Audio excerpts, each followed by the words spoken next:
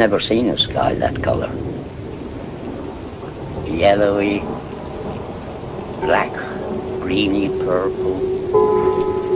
It was uncanny. Oh, it was a day and a night that we shall never, ever forget. I couldn't believe that this was happening. First the sky, and then this horrible smell.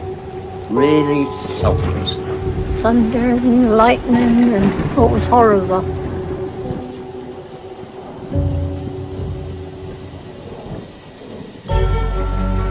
We're in very great danger from the pollution that's coming down over us. And we've been led astray by the military-industrial complex. Dangerous chemicals over us from Is the government experimenting with our That's weather? the question at the heart of a phenomenon called chemtrails, now getting widespread attention. Millions of tons of toxic poisons released by our planes during the as Cold part of War, the government plot to affect military climate change. conducted The government is up there in airplanes spraying all kinds of chemicals to change or manipulate the weather, leaving what you see there, and they call that a chemtrail. Geoengineering. They say it puts poison in the soil. Tests show high levels of these chemicals in our rain and soil. using planes to spray chemicals into the atmosphere to manipulate or control rays. And that's why health department records show a sharp increase in barium and aluminum in California's water supply. We shall propose further cooperative efforts between all the nations in weather prediction and eventually in weather control. The Army's need to know more and more about weather that surrounds this planet is a vital part of the expanded research program of atomic weapons. We all talk about the weather. The Army is doing something about the weather.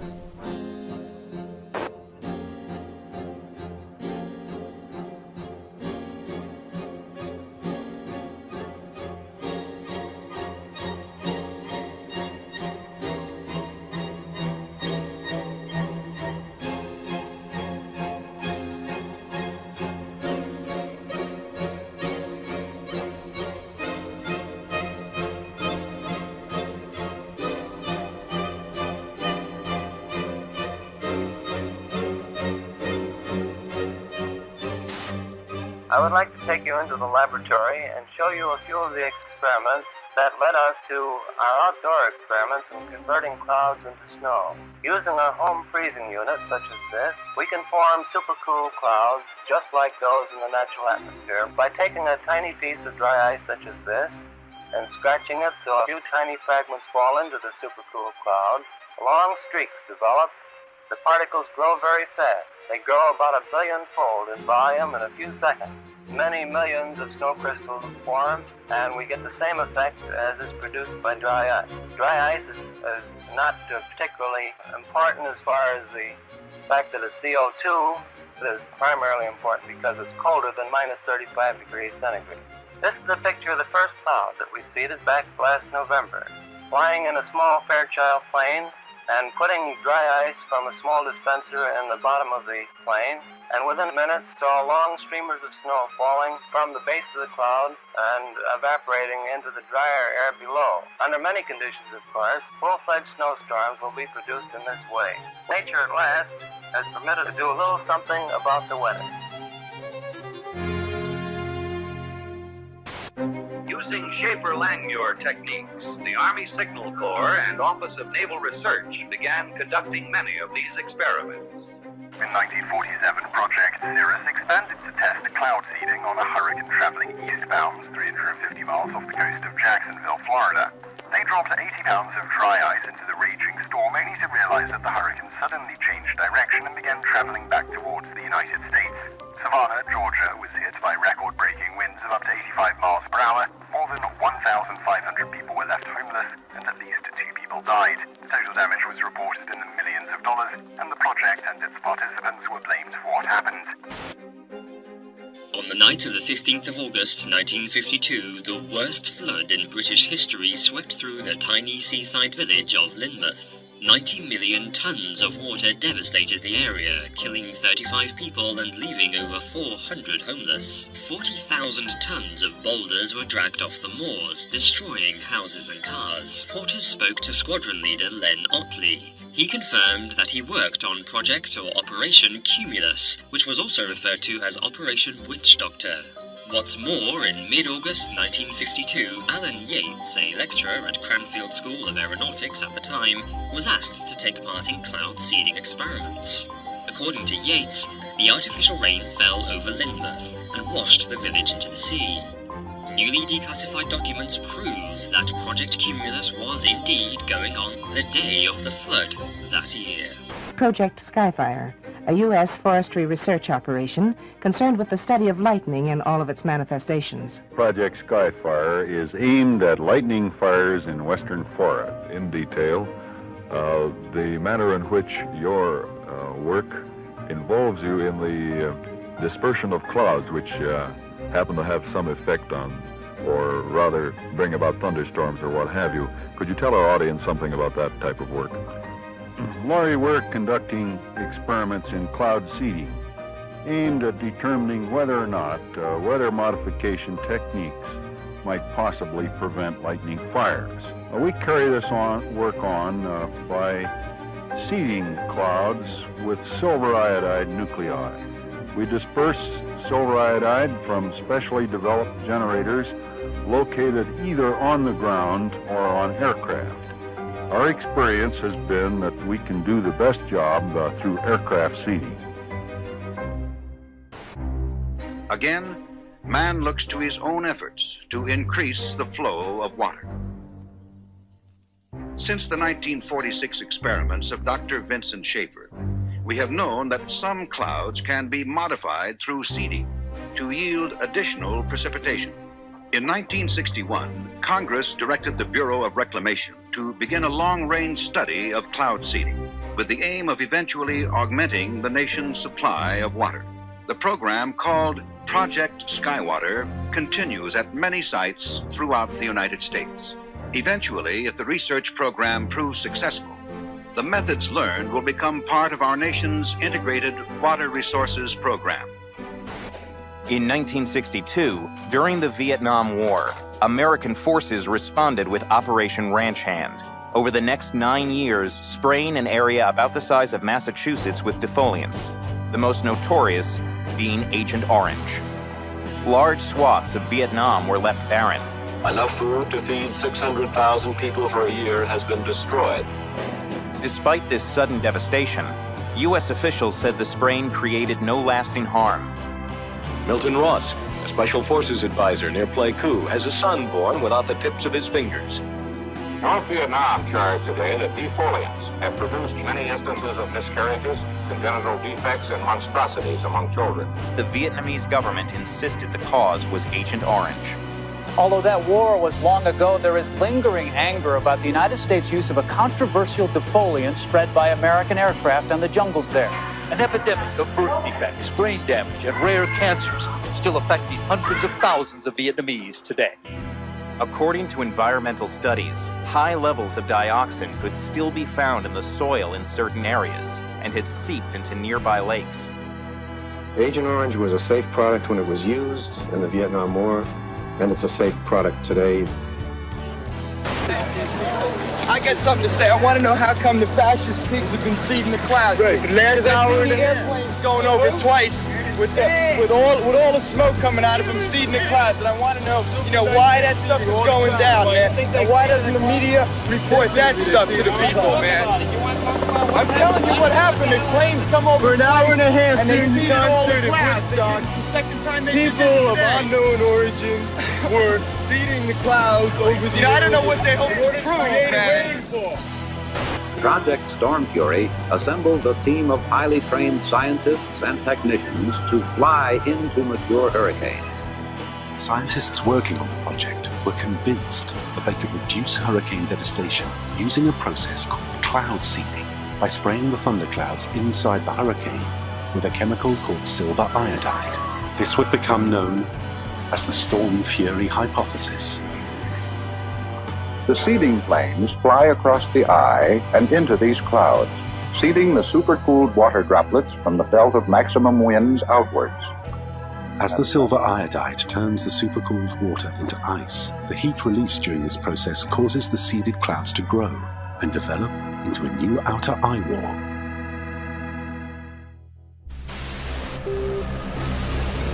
At that time, the United States Army were in Vietnam. Pierre Saint-Amand was part of the team assembled in a top-secret cloud seeding operation known simply as Project Popeye. In May 1967, as monsoon clouds developed over the Ho Chi Minh Trail, Armand and his team put their new weapon to the test. We ejected the material so that it fell into the growing part of the cloud, and it rained very heavily out of it, and everybody was convinced with that one experiment that we had done enough. Project Popeye had opened the door to a new and dangerous type of warfare.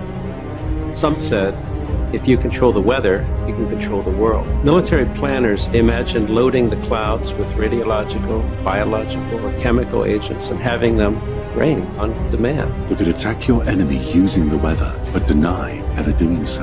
Allegations were made that cloud seeding had not only made jungle paths impassable, it had also killed thousands of innocent people.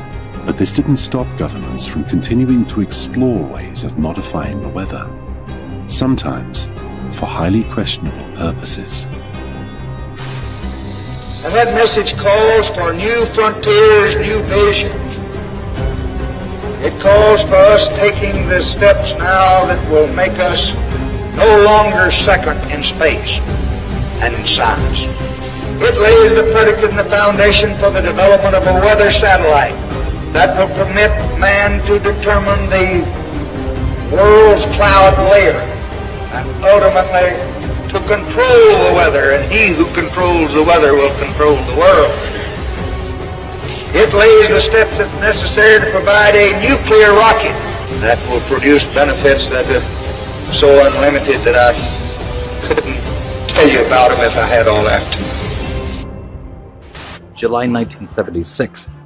Strange, unexplained blackouts in worldwide communications plague the globe and are covertly transmitting extremely low-frequency waves, otherwise known as ELF waves. It's called the Russian woodpecker because it was essentially that sort of clicking, pecking sound. In 1982, a report by Pentagon researcher L. Ponte alleges the Russian woodpecker signal is actually creating layers of artificial ionization in the upper atmosphere, which means it could have been bending the jet stream and altering global wind patterns. There's been a lot of research in military labs over what you can do with putting radio waves into the atmosphere. Some of the research indicates that one can move the jet stream around and thus induce weather conditions. It's no coincidence that the United States began building its own mysterious array of antennas. HAARP is the High Frequency Active Auroral Research Project, originally a joint effort of the Air Force and Navy in cooperation with a number of academic institutions. Of 180 antennas, approximately 72 feet tall, linked together to function as one giant steerable antenna. Steerable because it can aim millions of watts of ELF waves into one tiny patch of the atmosphere. HAARP is one of several ELF wave transmitters located all over the globe.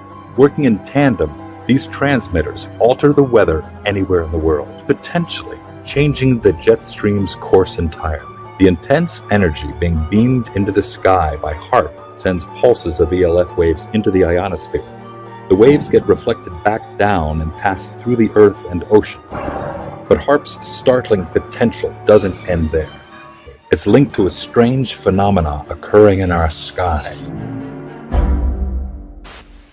On clear days, you can often see long white lines being traced high in the sky. They are contrails of jet aircraft, actually long, slender clouds. Weathermen are finding them especially fascinating because a theory is being developed that those long white lines may be changing our weather for the better. Details from Roger O'Neill.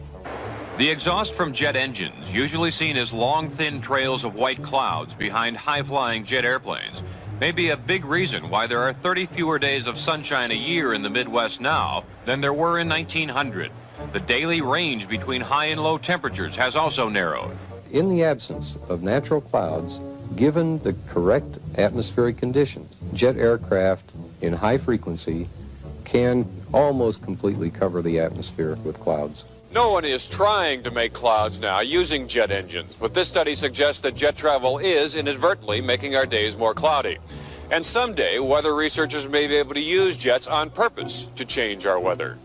Roger O'Neill, NBC News, Champaign, Illinois. And finally, a federal report today predicted possible catastrophic warming of the Earth by the 1990s with the strong climate change. Hurricane Gloria is moving on the East Coast tonight like a monster out of a science fiction film. 3,000 homes went underwater, and of those, almost 900 were destroyed. From 1987 through 1992, California experienced the most severe drought in the state's history. According to NOAA, an anomaly occurs in the jet stream. The winds appear to change direction, blowing east to west instead of west to east, indicating the jet stream coming into the west is suddenly much weaker than normal, causing a drought. By 1995, the jet stream returns to normal. Here there were huge problems with flooding, intersections and parking lots underwater, homes threatened, people trapped in the river that you see out here behind me, forcing those dramatic rescues. This U.S. Air Force report graphically outlines the military's desire to exploit and manipulate the weather for the purposes of war by the year 2025. According to one of the most harrowing lines in this report, quote, "Weather modification is a force multiplier with tremendous power that could be exploited across the full spectrum of war-fighting environments."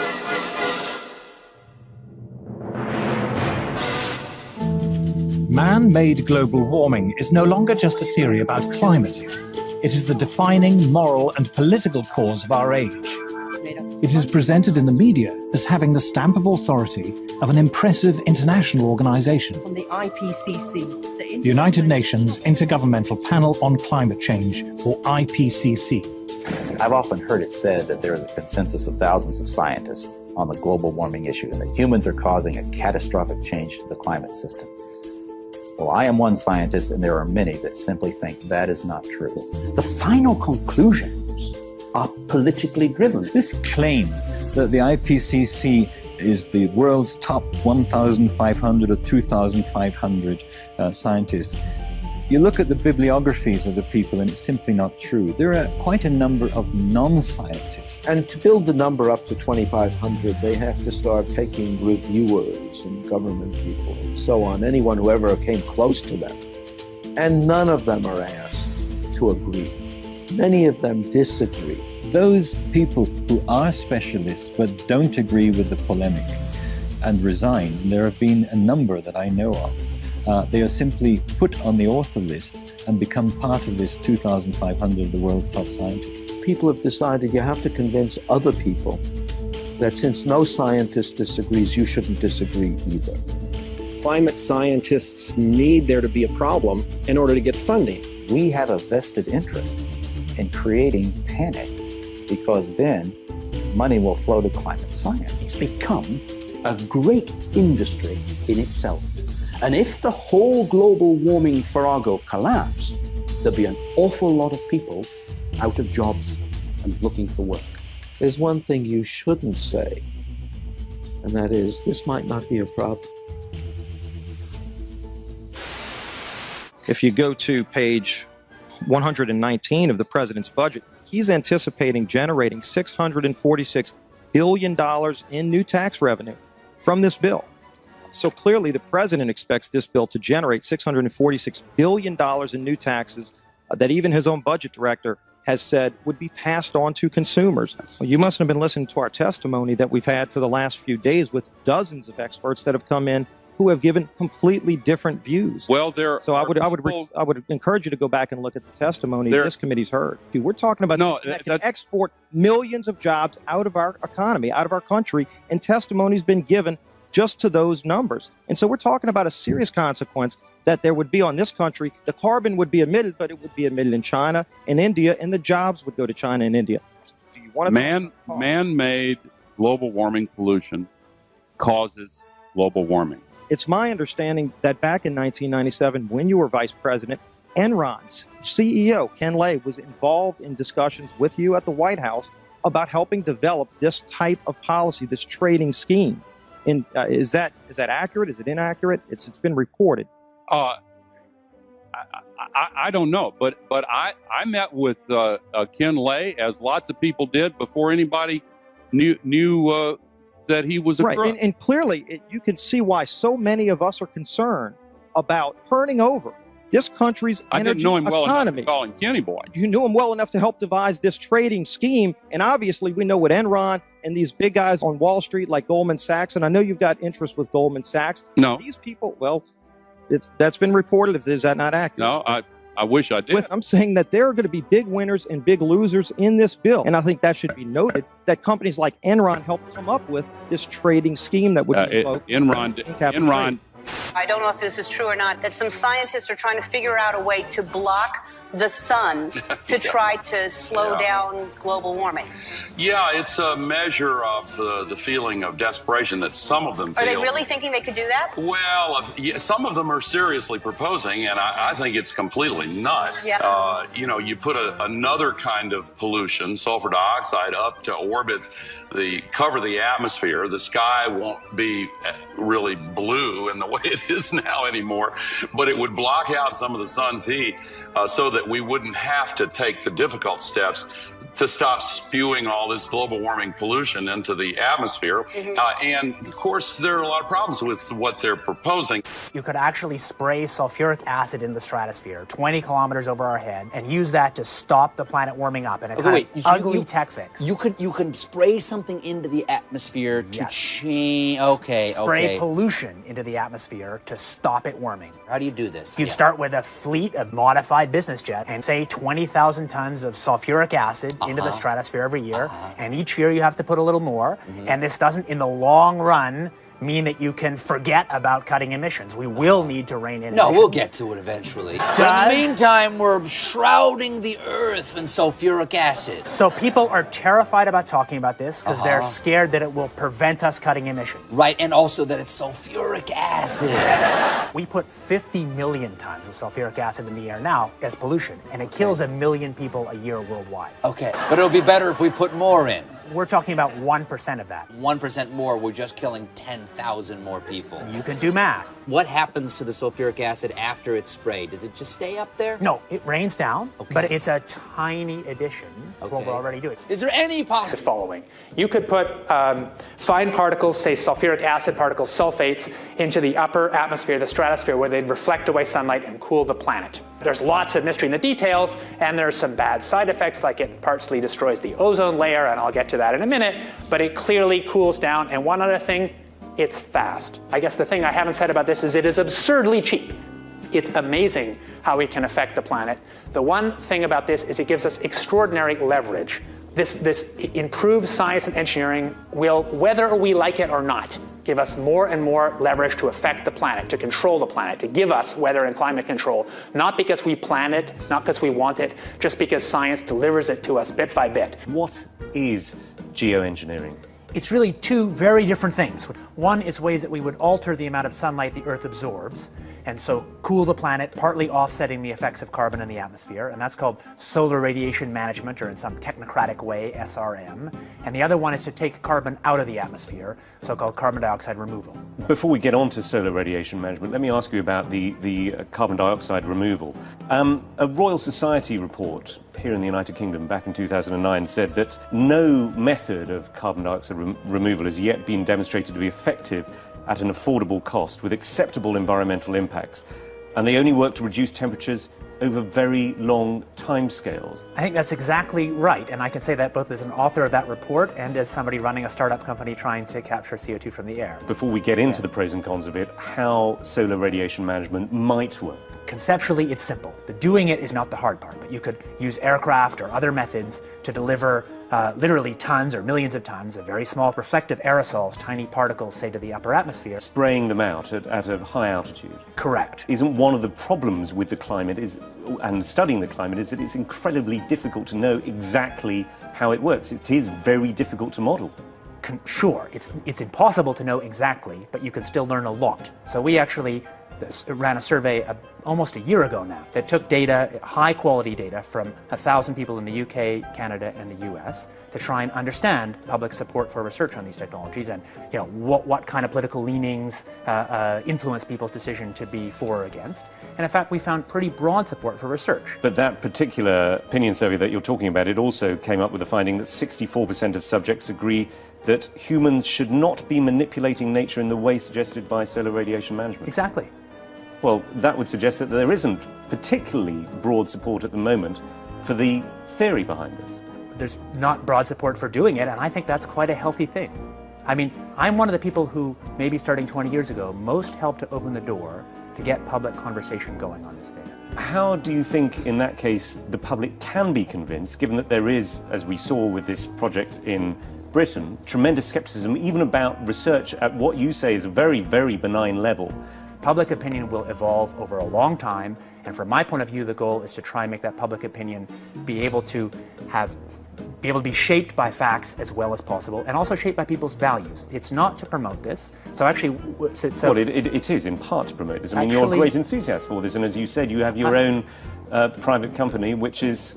my private company works on a very different part of it, which doesn't suffer from these governance challenges. But it is all to do with the issue of geoengineering. Actually, I mean, you know, it's an incredibly sensitive topic. I actually don't think my job is promoting it. My job is to help clear thinking and clear knowledge about the tools we have to regulate climate risk, among them this one.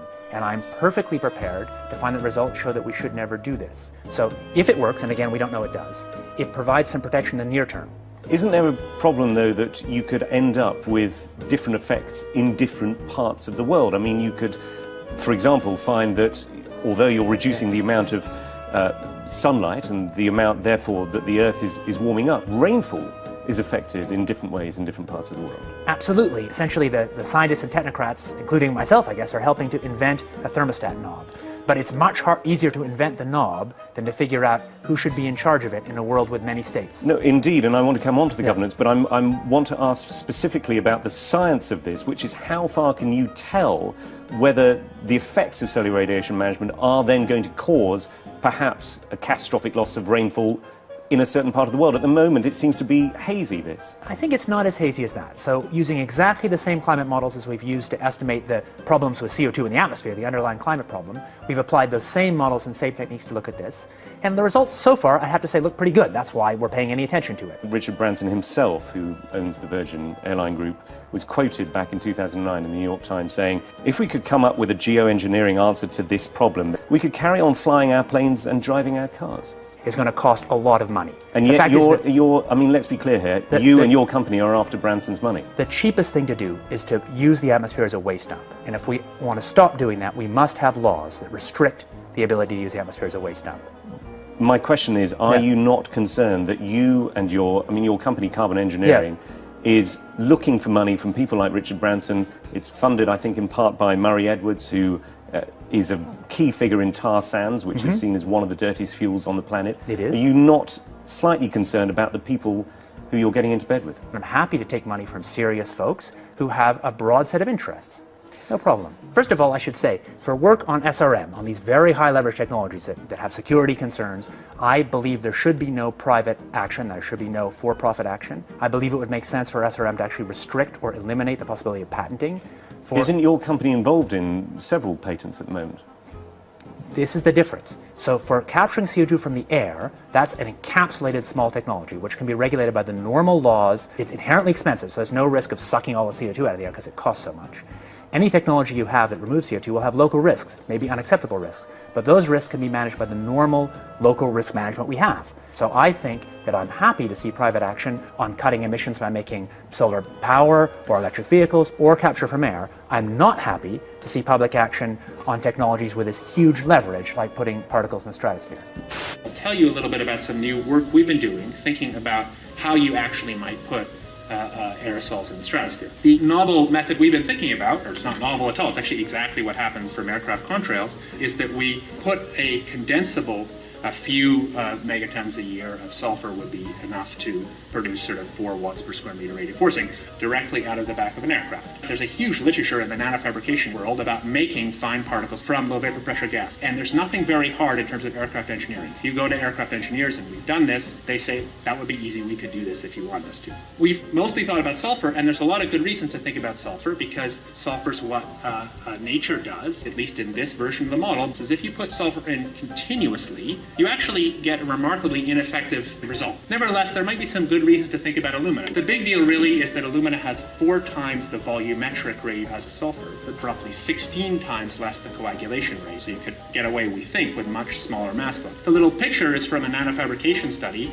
which shows you can make high-quality alumina particles just by spraying aluminum vapor out, which oxidizes. So it certainly seems pretty cost-effective and easy to do this with aircraft that are not very different from conventional aircraft. High-class business jets like the Gulfstream have wing designs that are very efficient. So with slightly different engine choices, they can easily deliver large weights up to sort of 20 kilometers or a little higher. And you could do that by either building new versions of these aircraft or even re-engineering existing aircraft. We have engineering firms that can do it. So you go to an engineering firm and you want this done.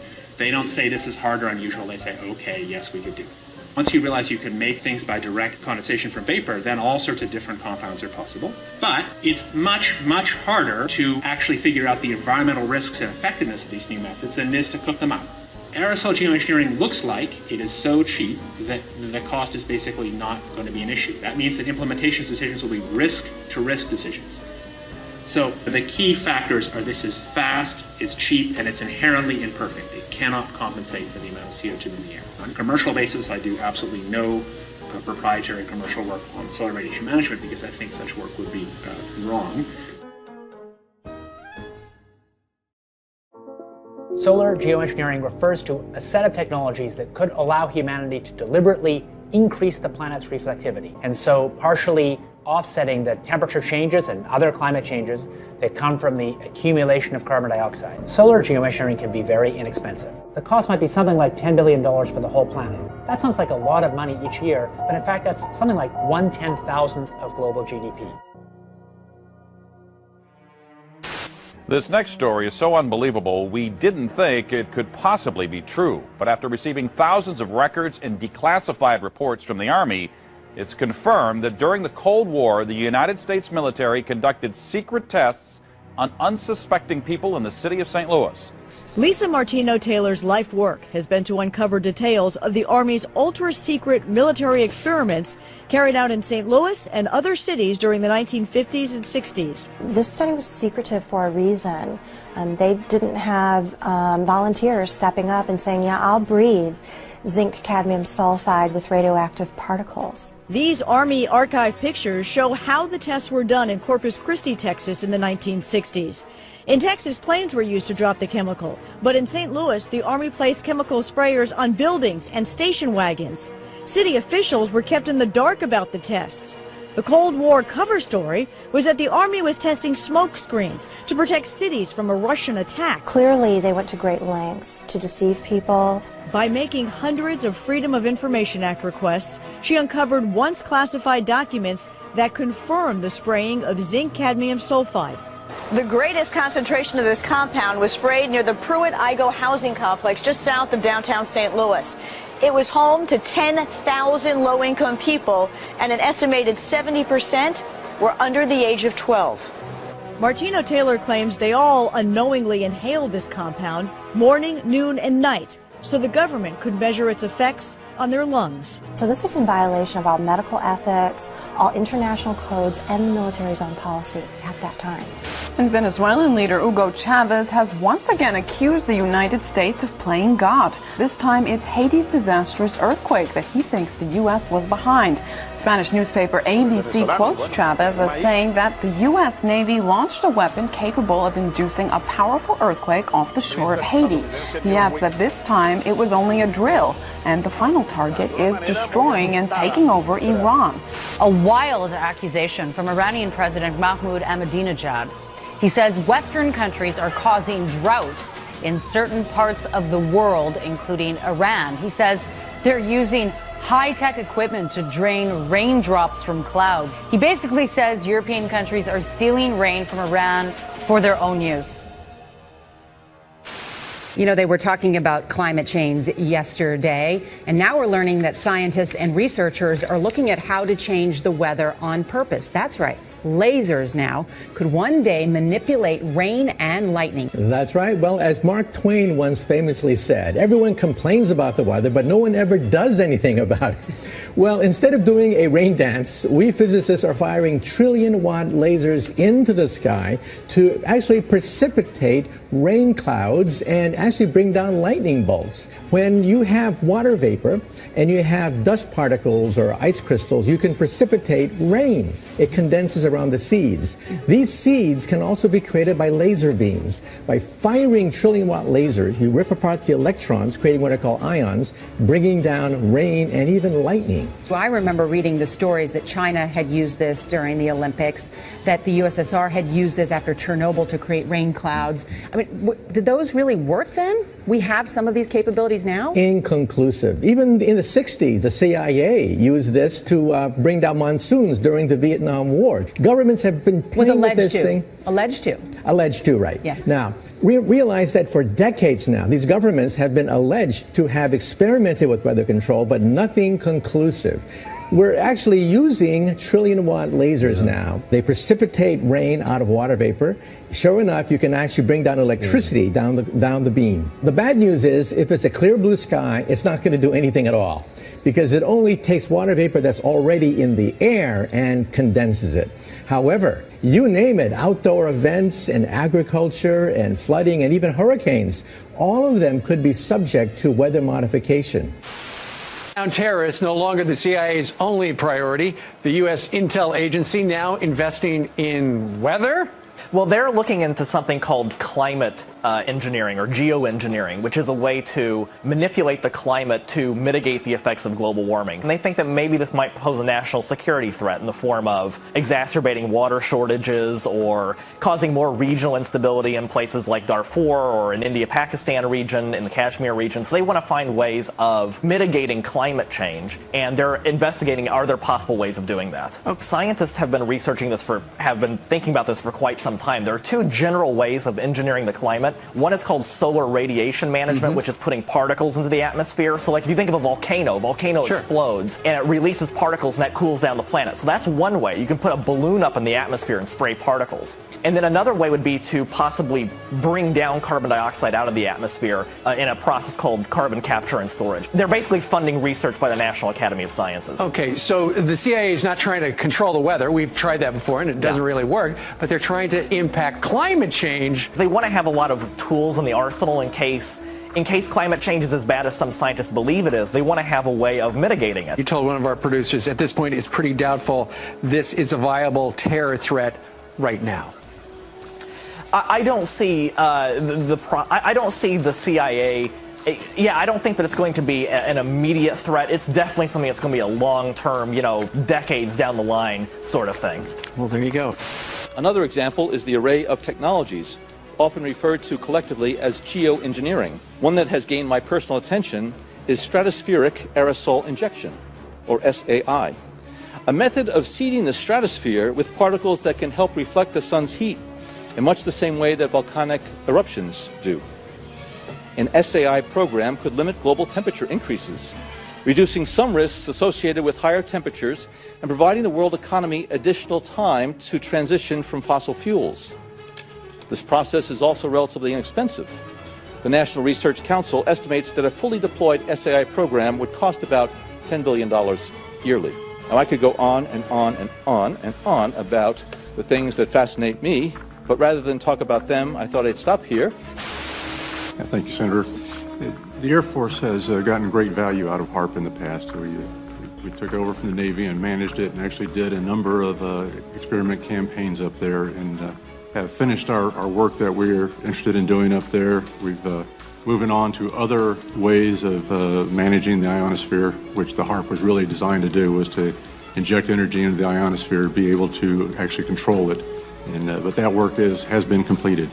The Air Force has maintained the site for other government agencies to use for several years now.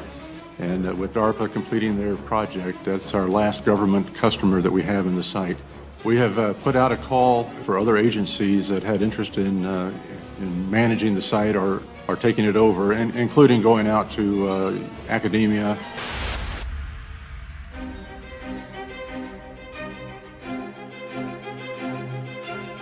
International corporations are modifying our weather all the time, and they're modifying it in ways that cover thousands and thousands of square miles. Programs are impacting microclimates needed for our crops to survive and needed for pollination. The other issue is that a lot of times we're talking about mitigation for climate change. It's rather an undefined term at this period of time. And so what happens is that many times we're talking about artificially putting chemicals like sulfur or particulates into the atmosphere in what they call geoengineering schemes to reduce, supposedly, global warming. And if you take and you put up into our skies chemicals to reduce the amount of sunlight reaching the earth, you are going to begin to reduce crop production. Without the process of photosynthesis, whereby plants from direct sunlight gain the energy to grow, to produce crops, we are going to find ourselves, if we mitigate in that direction, impacting the crop production not only here in the United States, but worldwide. What you're seeing now, a lot of times many scientists know, especially at NASA and in other areas, that the skies that we're seeing are not normal cloud formations. These are man-made. In California, the State Department of Health drinking water tests were examined between 1970 and this year, and we found unusual spiking in barium, aluminum, strontium, manganese, and all of these spiked at the same time in various drinking water supplies across the state of California and also in Arizona. So what's happening with these atmospheric tests is that aluminum, as one example, gets into the root systems of our trees, and it looks like the trees are dying of drought, but they're not. Many of our forests in Redding, California and other areas are dying from warmer temperatures produced by persistent jet contrails, also impacting tree health and crop health. They know from scientific studies back in the 1970s that they deplete beneficial ozone in the atmosphere by releasing nitric acid.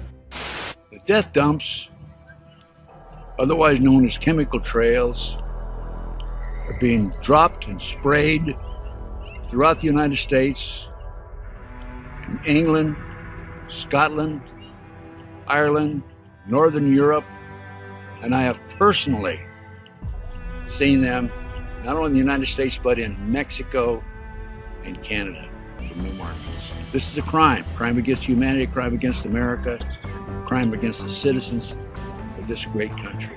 What is wrong with Congress?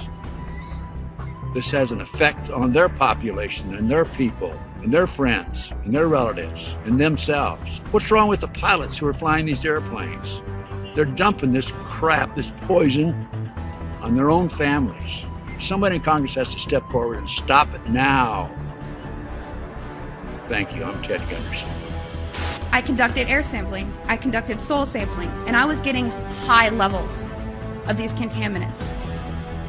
When I started asking the question again under a new commander, I never in my life thought I would have somebody look me in the face and tell me, "Is there something wrong with you? You've been looking really depressed lately. You know I can put you under a mental evaluation for up to 120 days. Who would take care of your daughter?" Because I was divorced at the time. As soon as I heard that, I knew. It validated everything I ever thought.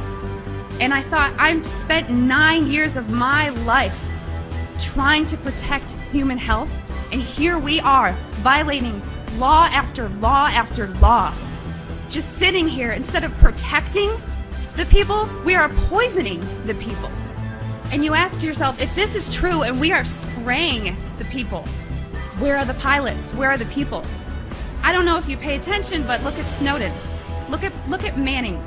People don't come forward because these supposed Whistleblower Act protections that you have are not enforced, they're not supported, and they really don't exist. Geoengineering is occurring, it's been occurring, it is not new, and your tax dollars are funding this. So it is unethical every day for all the other people that are out there that work in preventive health, or even physicians that aren't speaking about this.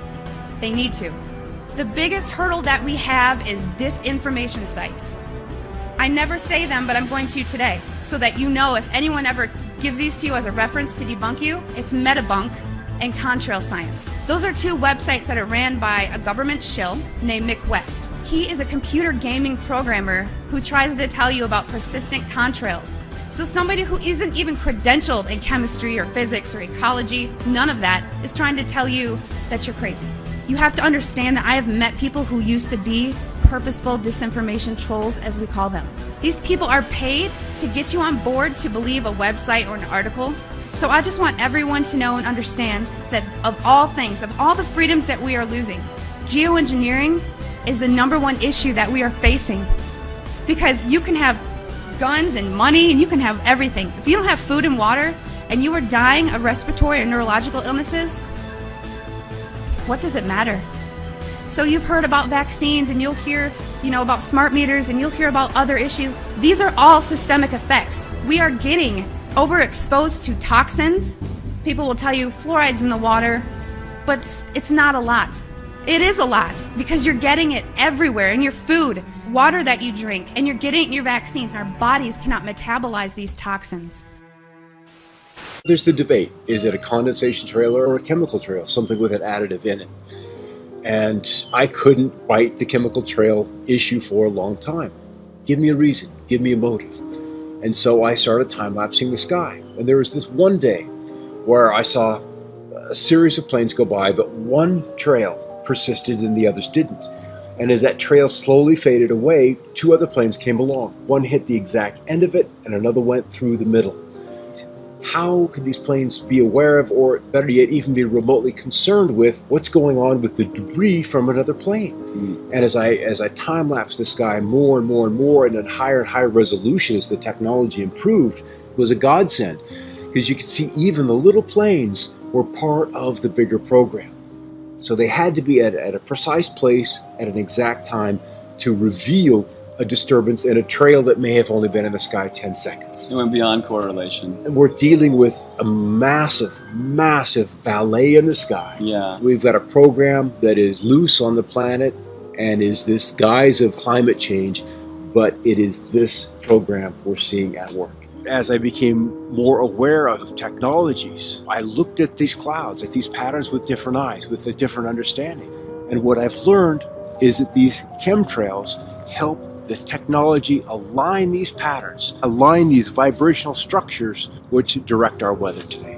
When I found out about this first, I couldn't believe that I had never seen it before, because I'm from County Wexford, which is known as the sunny southeast in Ireland, and we have always boasted the highest sunshine hours in the country, and we are also underneath one of the busiest air corridors in the world. When I started to find out about chemtrails, I started to look up and I realized that, yeah, these trails do linger all day, and they go horizon to horizon, and you look to your old photographs and you don't see these kind of trails. So I suppose when the penny dropped was when I saw what in the world are they spraying.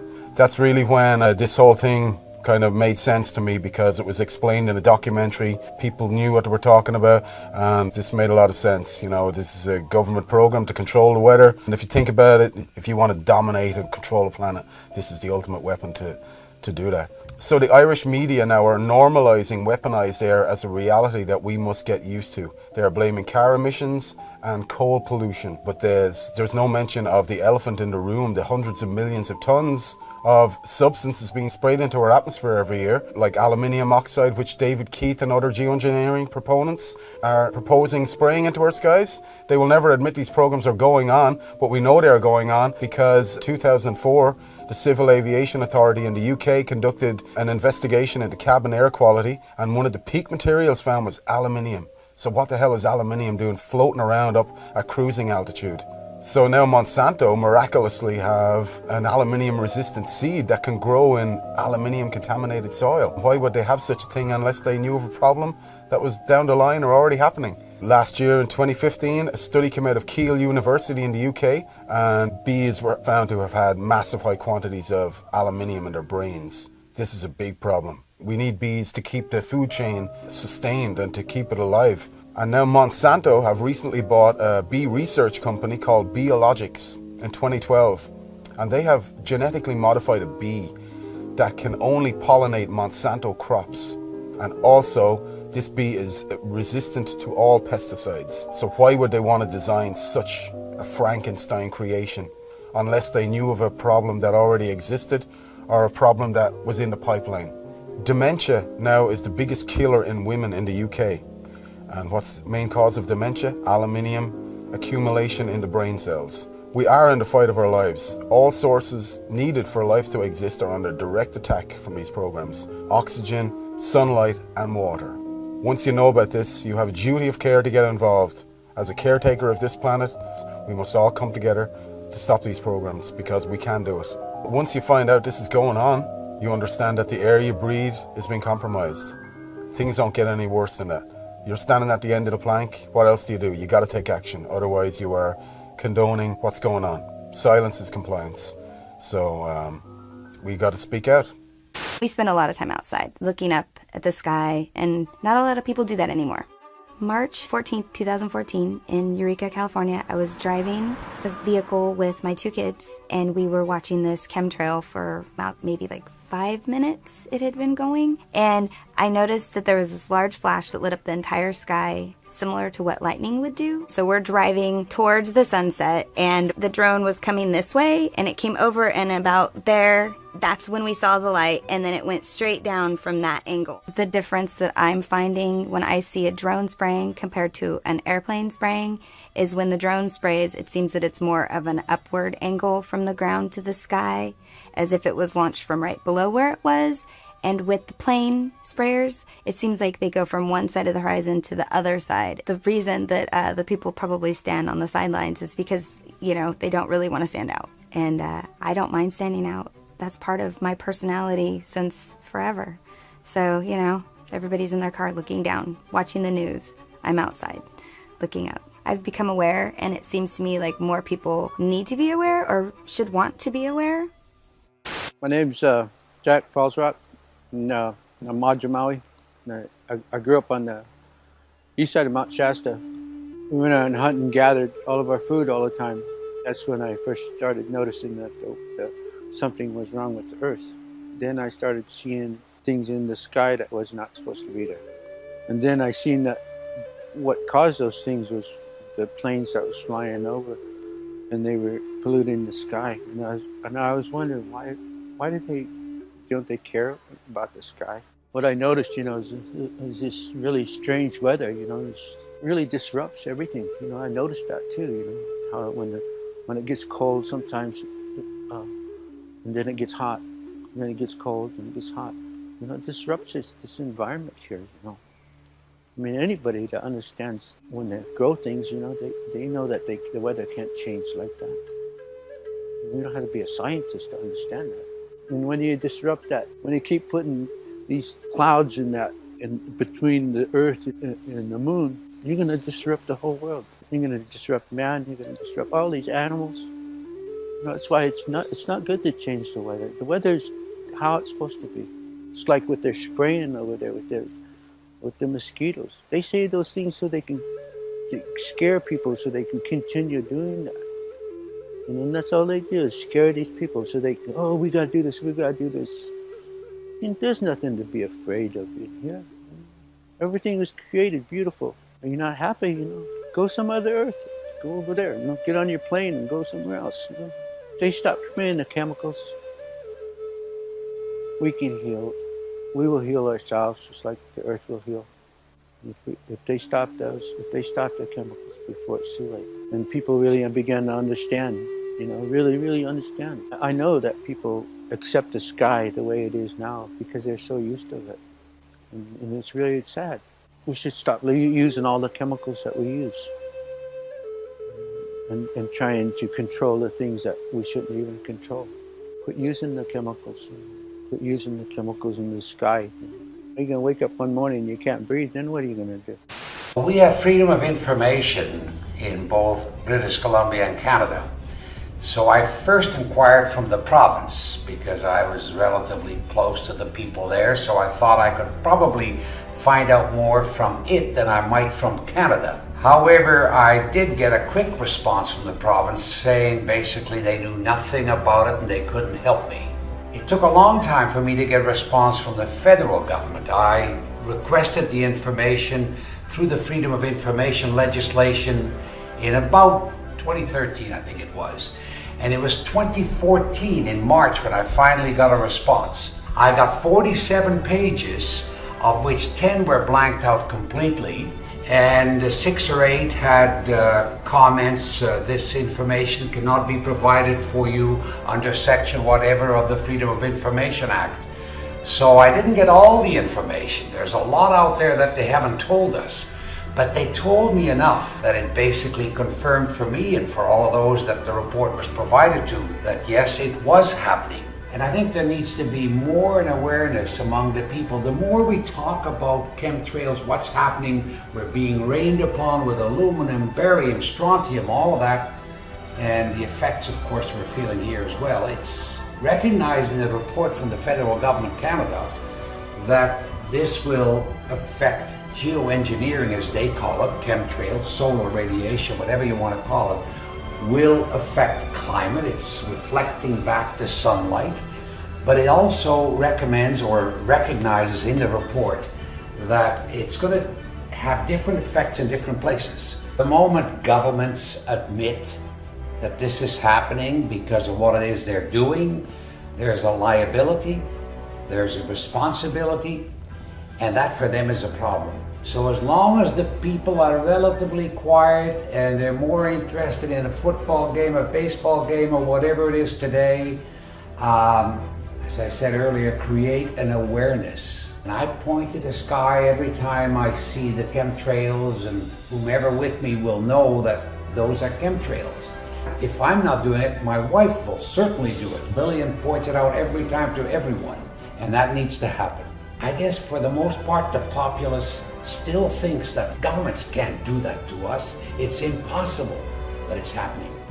If the government came out, or the bureaucracy or whatever came out and said, we're very involved in genetically modified foods, or we're creating chemtrails, which means that you're being rained upon with aluminum or whatever, that would probably not go over too well. That would be politically very unpopular. You would have an outcry, you would have a protest, you would have a mini revolution.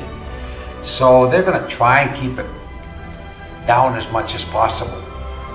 You're not going to see a whole lot of politicians or bureaucrats jumping on it. The pressure is going to have to continue on. There's got to be a lot of it. It obviously, the result will be enormous public awareness. Once aware, they're going to fight it. They're going to be on our side. We're going to be together on the issue. That's important. I first got into chemtrails when I had some solar panels fitted onto my roof, and I noticed on the days that the sun was out, it was great, 4 kilowatts, happy days. And then I noticed some days it got down to 1 or 2 kilowatts, when actually the weather forecast sun. I'd never taken much interest in the weather until I was earning money out of it. And then when you find out you've earned only a fifth of what you should have earned according to the weather forecast, then something wasn't quite right. And I'd never heard the word before, chemtrails. And then when I went and looked it up on YouTube, I couldn't believe that somebody would actually spray the sky with lines deliberately. And yet, as the weeks went by, I found out absolutely it's true and they were doing it. And it was costing me money. There's other subjects that have come along in the meantime when I thought, is there anything that could be done to stop this? And having found other subjects, people like Wilhelm Reich's name was coming up, and even later Tesla. Wilhelm Reich, very, very clever person in as much that he realised there's an energy in life that's very, very powerful and important and is related to good health. And after many years of investigation, he found out there was some fantastic properties to this. And he called it orgon, which is related to ether. Other people came along, people like Trevor Constable, who looked at generating and changing the weather with certain pieces of equipment. And this isn't the use of chemicals, this is actually the use of equipment which reacts with ether, and it's perfectly 100% natural. Wilhelm Reich actually found out there was amazing cures with ether, and one of them was cancer.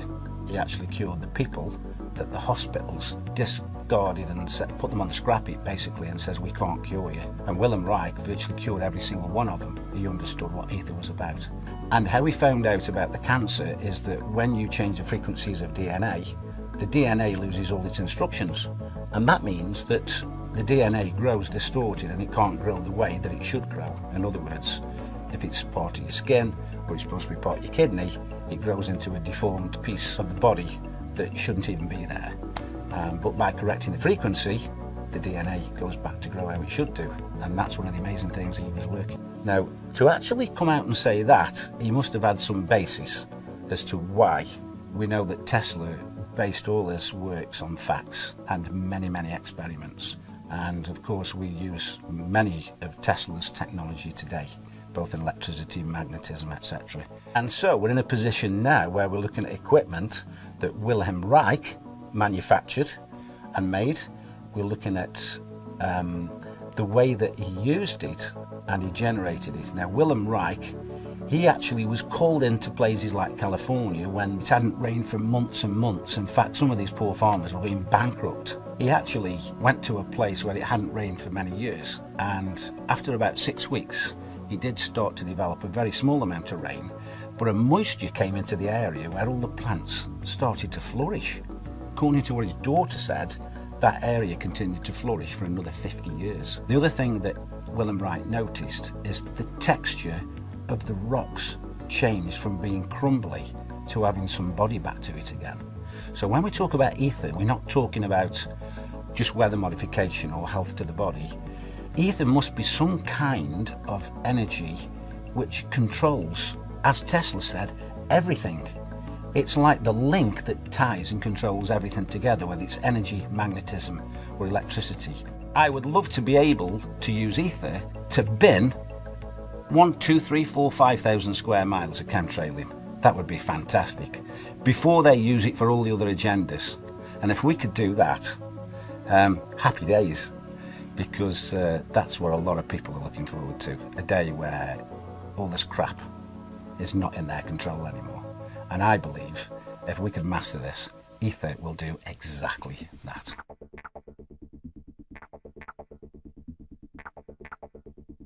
Tonight we're going to talk about this. We're going to talk about the sickness behavior. We're going to talk about why people are having these problems. We're going to talk about how the trails are affecting us, because they are now. There's no doubt. Even the EPA said so. They just made mention of it about, a couple months ago, actually, last summer. They admitted it. The EPA said it's affecting you. 888-673-3700. That's 888-673-3700. I'm Craig Lewis. You're listening to Ground Zero, and we'll be back. In the United Kingdom, they just published their mortality statistics for 2016. And you'd expect, okay, what's top 3? Cancer, heart attack, stroke. Always has been. Number 1, dementia. Number 1. Which of course includes Alzheimer's, which is caused by aluminum. They found carbon nanotubes in Parisian lungs. In Turin, half of the children had severe DNA damage from nanoparticulates. And there's a study that came out recently showing how nanoparticles interfere with the nuts and bolts of the internal workings of your cells and cause rheumatoid arthritis, which is just one of the very many autoimmune diseases we're all coming down with. We don't need any more evidence. We need to get this out into the public consciousness and say, oh, hell no. I wanted to let you know that there was a study that was released back in the summer of 2016, the Environmental Protection Agency. They declared that emissions from jet engines endanger the health of human beings and the environment. They pointed out, they were investigating the possibility that lingering contrails, this is what they called them, lingering contrails contribute to dangerous heat waves, more powerful storms, lengthening of fire seasons, and other dangerous consequences.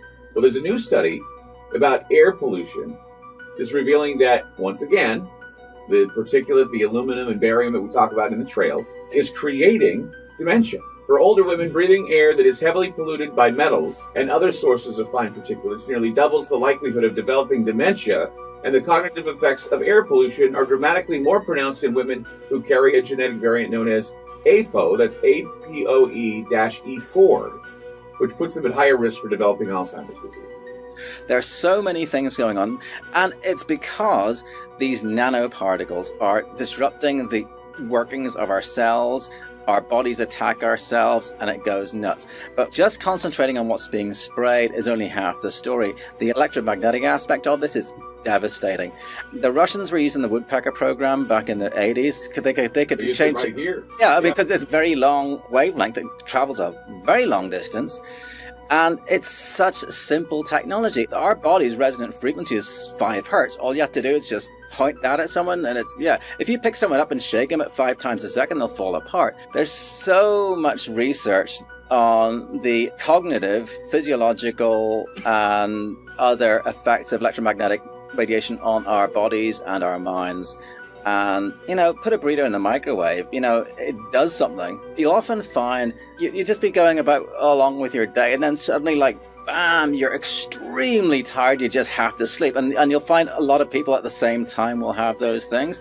You'll have people getting similar like muscle spasms in different parts of the body all over the place. I mean, it's full spectrum warfare. I mean, the electromagnetic, the spraying, all these sort of things. In Scotland last year, between 2014 and 2015, the death rate from respiratory failure went up like 14% in 1 year.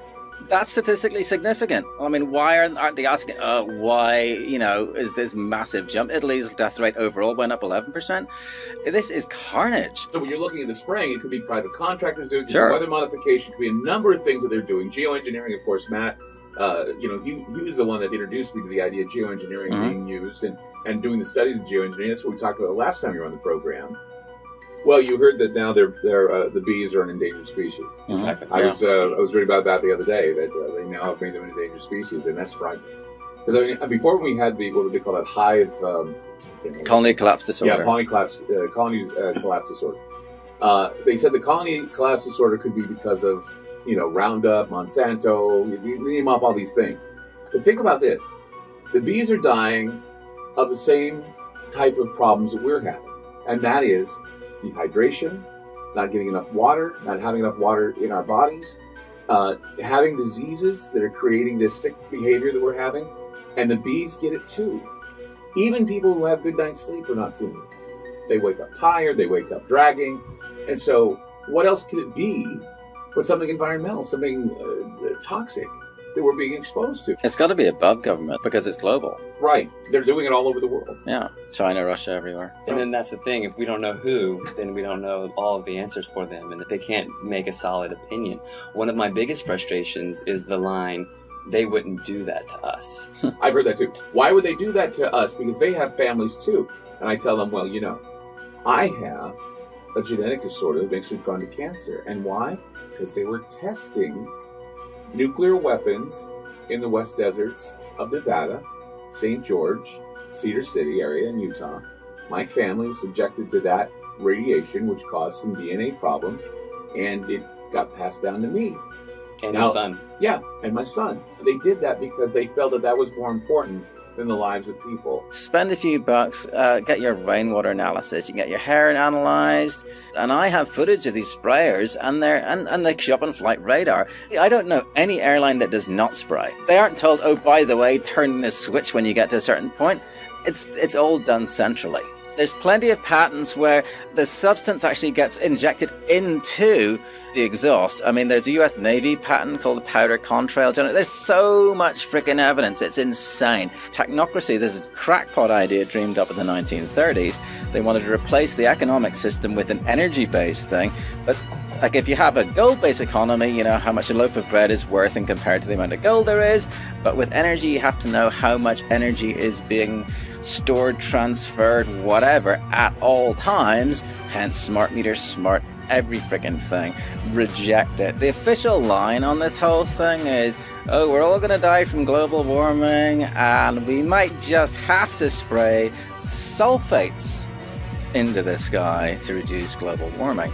David Keith, Ken Calder, and Alan Roebuck are the three main guys who go out to do this stuff. They'll only talk about sulfates, but their own papers say actually sulfates don't work. They stick together, they fall out of the sky. Instead, you got to use nanoparticulate aluminum, barium, strontium, magnetite, and so on. And this character David's research, according to US Code 50. Section 1520A, I think, it's legal to spray chemical and biological warfare on a civilian population as long as you call it research. So it's banned as warfare, but you can do it in your own populations. So I think all the spraying is generally done by people's own militaries. What they're doing is they're establishing a geoengineering governance regime. It's a self-proclaimed regime. They asked for papers to identify things like, should we even involve the UN? Should we take into consideration human health impacts? What role will public perception and opinion play while we establish this solar geoengineering governance regime? self-titled regime. So Patrick and I, we independently submitted papers. I hired a PhD. My paper delved into the human rights aspect, that we have the right to environmental decision-making participation. Both of our papers were, of course, rejected. It is their plan to do full-scale deployment. They claim that all of the research that we've been seeing, these grid patterns, are research. They're admitting to it. The chemtrails, the geoengineering, the solar radiation management, okay, and now you can even look up the Solar Radiation Management Governance Initiative, SRMGI. Okay, it's an initiative to govern their solar radiation management, which is chemtrails, which is geoengineering. So these people are meeting, 24 scientists behind closed doors, to develop the plan for the regime to take hold to go full-scale deployment. Some days don't have chemtrails, right? Some days are clear. And really, the more clear days you get in a row, the more likelihood it is that you're going to get a grid pattern coming up. But this irregular pattern of appearance where you not only have no lines in the sky, but you also don't have the air traffic, okay? Listeners, feel free to look up at your sky, look at that air traffic, see those days where there's nothing going on. And this irregularity in the appearance it's the clue, it's the first clue for the newbies. Chemtrails are also called solar geoengineering. It's also called solar radiation management. It's also called stratospheric aerosol injections. Okay, and what they like to do is they like to confuse us with the terminology. It's all one thing, right? It's all chemtrails, it's all geoengineering, it's all solar radiation management, stratospheric aerosol injections, whatever word you want to give it, it's all treason. It's very, very obvious that chemtrail does not behave like an actual cloud formation. It forms out and fades into a milky haze. All right? Irregular pattern of appearance, the number of trails seen simultaneously at a given time. When you're sitting out there and it's a normal day and then all of a sudden a dozen planes show up and grid the sky, whereas you've seen 3 planes all day, something is going on there. That's it. It's that simple. How come all of a sudden all the planes show up at once and zigzag the sky? We got broken trails, all right? Things are going on where they're mixing chemicals in the sky. They're using the atmosphere as a laboratory. That is a quote from NASA. Using the atmosphere as a laboratory. Okay, the exhaust is often coming where the engines are not. Okay, this wakes the people up. In 1983, we had 50 companies, right? 90% of the media. 1983, 50 companies encapsulated the 90% of the media. Now it's been consolidated down to 6 companies. Those 6 companies are owned by just a couple families. Everything is controlled. They hand a script to the entire nation. And your local broadcaster is reading something that was planned to build your mental construct to control the way you think about everything. A child's happiness is priceless, especially on a birthday. A child's happiness is priceless, especially on a birthday. A child's happiness is priceless, especially on a birthday. A child's happiness is priceless, especially on a birthday. Well, child's happiness is priceless, right? Especially on a birthday. A child's happiness is priceless, especially on a birthday. A child's happiness is priceless, especially on a birthday. And child's happiness is priceless, especially on their birthday. Civil society actors that, quote, manifest the will of the public. They call these AstroTurf because almost everything has been co-op. They contemplated how they were going to convince us that we need solar geoengineering to block out the sun. They say society is lousy at strategy, but we are not. A few suggested that to shift the conversation in productive ways, geoengineering will be characterized publicly as a terrible choice. We'll start the conversation by introducing them this problem, and we'll tell them that it's a horrible idea. Problem, reaction, solution. So here they come out immediately. Geoengineering, a horrible idea. Geoengineering climate fixes could harm billions. During this short time frame, Forbes magazine, Washington Post, chemtrails are not real, showing a picture of chemtrails. So if you're new to this, you're being educated by your trusted news sources, okay? And they're telling you there's nothing to see up there, don't worry. But wait in 6 months, they're gonna tell you they've got a cure for global warming, and it's identical to what they have proven to you does not exist. Geoengineers to spray sun-reflecting chemicals from a balloon. They think that we're so dumb that we see the lines coming out of the planes, we see these rare halos going around the sun, and then all they have to say in the newspaper is, well, we're gonna use balloons, don't worry. Geoengineering gets green light from federal scientists, 2017. March 25th, we've got new clouds for you, 12 of them. 12 new clouds? And how does this correspond to this entire agenda push? And the name for these vapor trails, Homo mutatus, which literally means man-made. The World Meteorological Organization has decided to add 11 new cloud classifications. That's to their international cloud atlas, and this is a big deal because it is the first time they've added anything in 30 years. Forget being on cloud 9, we are on cloud 12 because that's how many new types of clouds have been added to this historic update coming from meteorologists. I'm a little biased, right? Exciting stuff, guys. All right, so the new types include the Volatus or roll cloud, which has been designated as a whole new species. You can see it gets its name from this long horizontal tube-like shape. Next one up, we have the cavum, or the hole punch cloud. This big circular gap is sometimes caused by aircraft taking off and landing. Very easy to see, right? Makes sense there. And we also have the Spiritus. These are gorgeous. It's actually my favorite. It's kind of looking like it waves while you're underwater. I mean, these are actually beautiful. I mean, check these out. And then finally, we also have the big surfer waves of the Fluctus cloud. So beautiful, right? There's just a sample of the new additions that we have. Meteorologists, sky watchers, daydreamers, we're all geeking out, guys. The meteorologists are all part of that same program. They're all getting handed a script and they're told to read it and they have no choice. And already it's time for governance, okay? This is something that they just shoved down our throats for the past few months, and they say they're gonna be doing it in the future, and they say don't worry that it's not real 6 months ago. Now they're already talking about how are they gonna govern it. They're pushing this agenda full speed ahead. They're already talking about how to govern something that we're still slowly waking up to, that they're going to be doing it to us publicly. This very small group of globalists claim that they have the exclusive rights to saving us and that we don't get it and they do. This is all of our skies. This is all of our air. This is our children's future. Everybody is involved here, all right?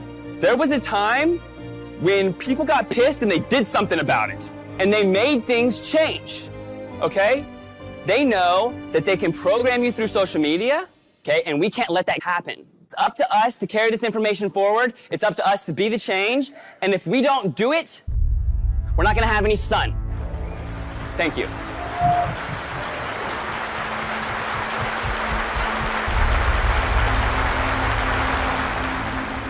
For in the final analysis, our most basic common link is that we all inhabit this small planet. We all breathe the same air. We all cherish our children's futures, and we are all mortal. Geoengineering, chemtrails, forced vaccinations, population control, weather modification, war games. We have not given consent. You cannot spray the atmosphere with toxic chemicals and expect no ramifications. These chemicals go into our food, our air, and our water supply.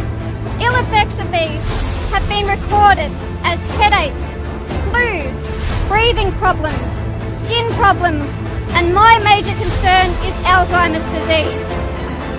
Aluminium causes nerve damage. Fluoride in the water works with aluminium in the air to cross into our brains. At this moment, about 24,700 young people around the age of 30 and above have Alzheimer's. In the next 10 years, 400,000 people in Australia will have dementia.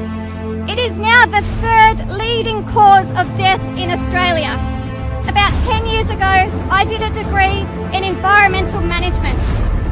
It's concerning to me that in that short time, we were brainwashed to believe in population control, that our Earth could not sustain itself if we didn't intervene. The Earth has enough resources for everyone. We need to change our thinking, but also change our actions. If you have never heard of these terms before, then please start looking at the sky and make your own decisions. It's not like they can hide the spraying.